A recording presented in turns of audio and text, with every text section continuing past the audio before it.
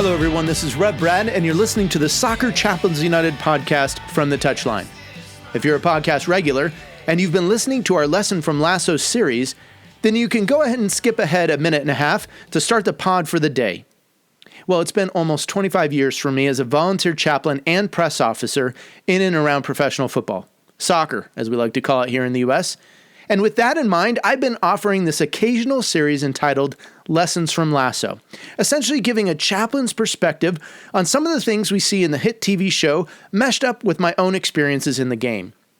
All the while trying to be careful not to over-spiritualize what's on the screen, but commenting on some of the elements I believe can be great points of personal and professional development no matter what your role or relationship with soccer.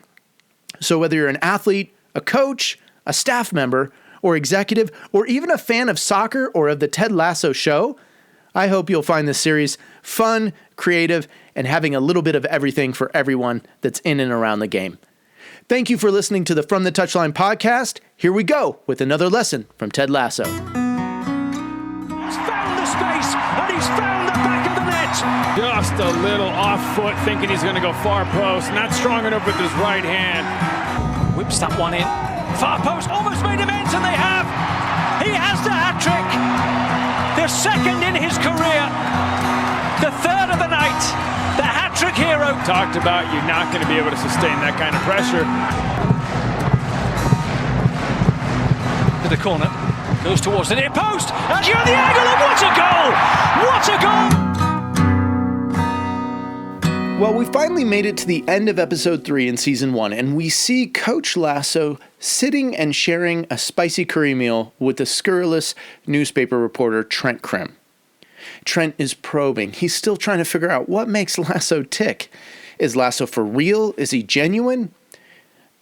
Crimm questions Ted's motives. He confronts him with the seeming irresponsibility that Lasso portrays as he's coaching a team in a sport he knows nothing about, in a country that he knows less about, just like the spicy Indian food he just inhaled without ever having eaten any.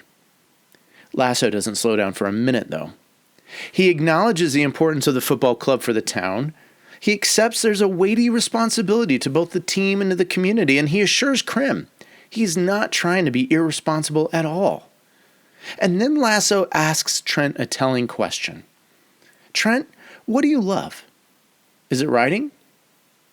Yes, Trent replies. Well, good, because you're darn good at it. Me, I love coaching. And there we've just received another important lesson from Ted Lasso. You know, if you've been around me at all, you've likely heard me share what American writer and theologian Frederick Buechner writes about vocation.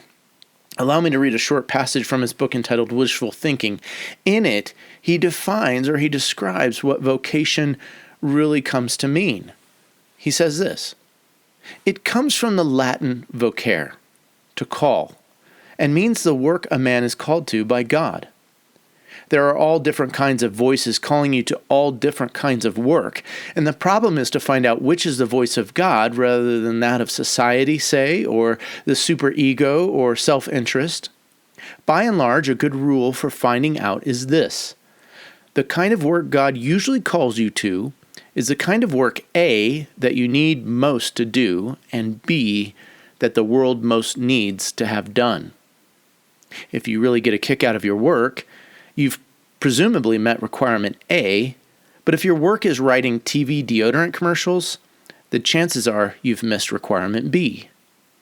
On the other hand, if your work is being a doctor in a leper colony, you've probably met requirement B, but if most of the time you're bored and depressed by it, the chances are you've not only bypassed A, but probably aren't helping your patients much either.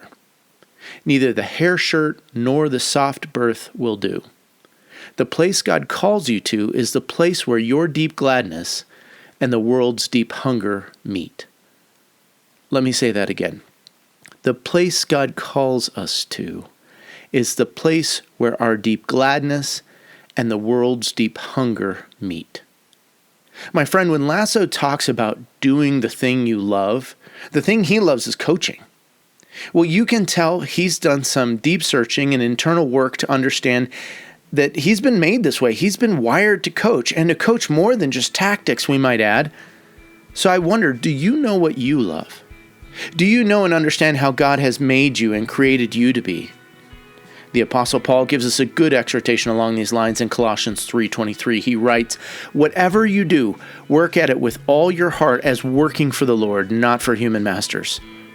Friends, find that thing that you love to do, and that thing that the world needs of you to do, and do it with all your heart. You will flourish and thrive, and God will bless that work, and He'll bless you too. Well, thanks for listening to this lesson from Ted Lasso. This is Reb Brad coming to you from the Touchline.